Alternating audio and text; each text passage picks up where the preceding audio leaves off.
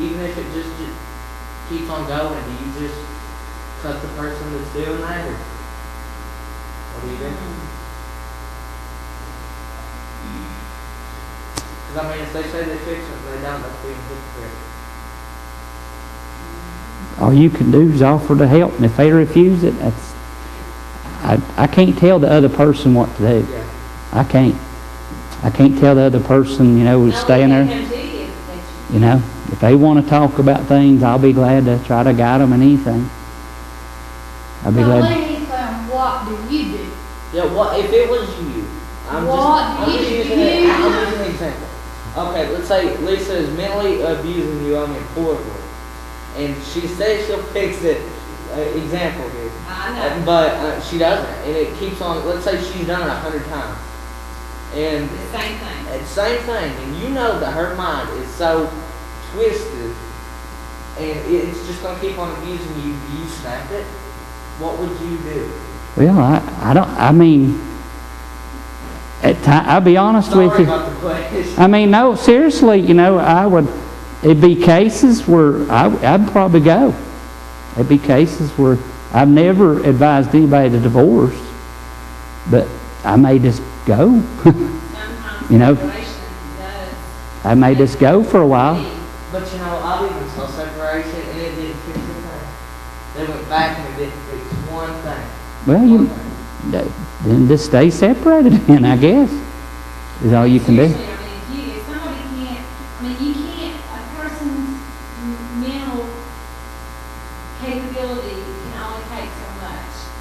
And to the point that you're going to go off and something tragic is going to happen. And that is proven statistics that people have broke on mental abuse and Then they're encouraging them. yeah, seriously, it gets to the point that if there's so much mental abuse, and I truly, which, God's not come down and told me, but I truly don't think that the Lord expects somebody to be abused to the point that they're losing their mentality and their ability to serve and praise the Lord. Do you agree with anybody? You're supposed to pray for in the storm, but if it's, even if you go to a church and they keep on just, during church they keep on just,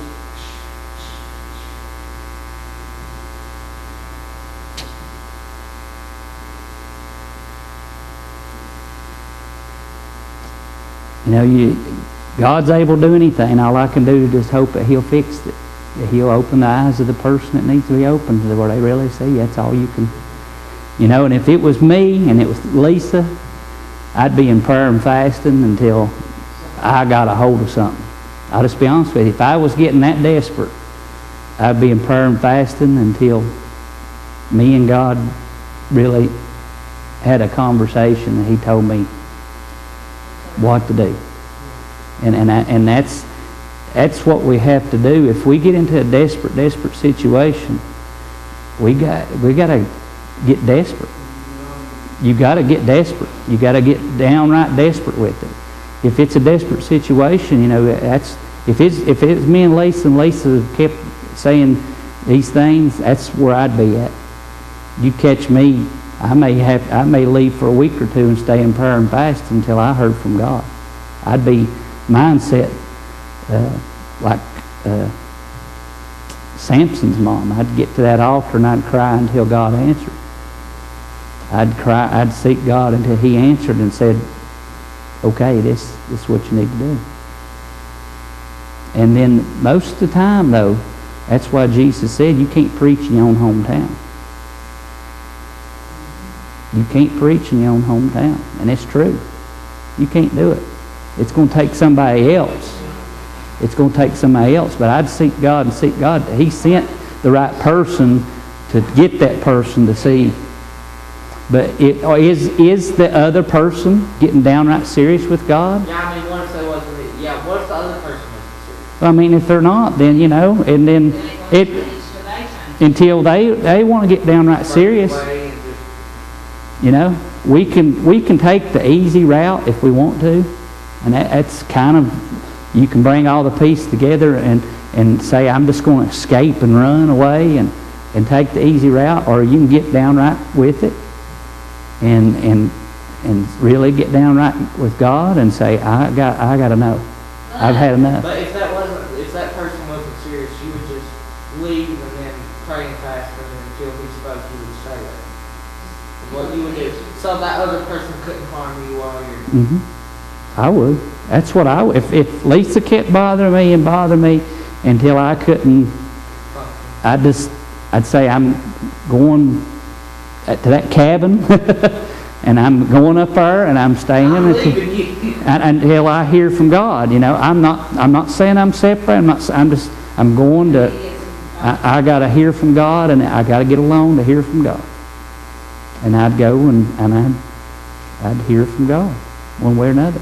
But is that other person that's in that, they're going to have to get desperate. If it's a desperate situation, you got to get desperate. But if they're just going along, just limping along, just saying, well, I'm telling them, no, if that ain't working, then if you want different results, you got to try something else.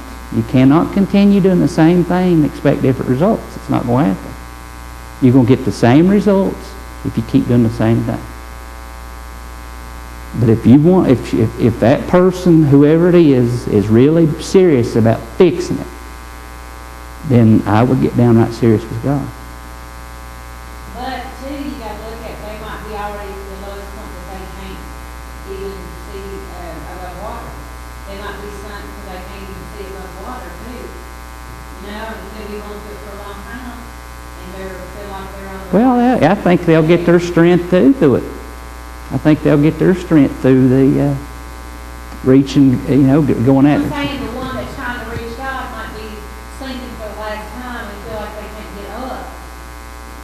They've been pounced down to the point that they can't get up, and then they're probably not thinking clearly either. But if it's happened several times, I'd say your best bet's to start getting desperate. The more tougher it gets, the more desperate you better get with God, trying to find out answers and what to do. Getting an understanding what's going on. And letting Him reach. If He can reach Pharaoh, He can reach anybody. He can reach anybody. He can reach anybody. But I think we got to treat desperate situations desperate. And are we really getting downright tough with it? That's the thing we got to look at. Or are we just going on with doing the same old thing, same routine, and expecting it to change, and it's not going to. It's not going to. You see what I'm talking about? So I don't know, whoever that is and whoever the situation may be, I just encourage them that it's time to get downright serious and start getting, prayer and fasting, and getting downright serious with God and saying, hey, I got to have help here. You see it. You see it. What? Tell me. Talk to me. I need to know something. But don't you think a lot of what woke Pharaoh up was the choice he made? I mean, he had an option. He could have painted George from the way to do, and he chose not to. And wasn't that, I mean, out of all the years of all the pleading and crying of the Israelites, wasn't it really, when it came down to his choice and the choice he made, wasn't that what really broke him up? Pride, probably. I mean, it took him losing something that was dear to him before he woke up. Mm-hmm. Yeah. And even sometimes if you lose something, even if you get it back, sometimes you don't fix it. Because let's say that Pharaoh did lose his son, then he got another one. He made so many commitments and everything to God and everything that he was going to keep this in his next time comes around. He doesn't. Mm-hmm. Ain't this kind of the same situation? This person's making I'll do better, and then turn